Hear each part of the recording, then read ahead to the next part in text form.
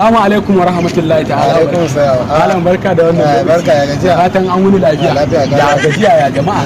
Da Allah tambaya nake da Allah. Ka dai gani da buta duk kuma wanda ka gani da buta ka san bukatar sarki ya taho. Na sani. So da Allah dai tambayar da zan fara yi malam ita ce guda daya.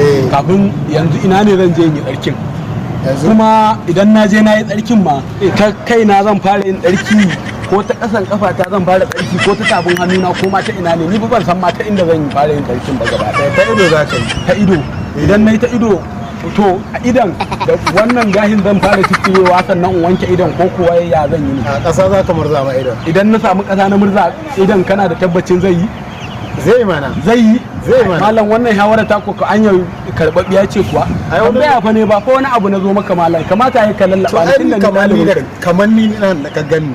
Ni idan zan yi tsarki ina hada da barkono. Da barkono ka ce ni ma in je in gwada. Je ka gwada. Sai na gode.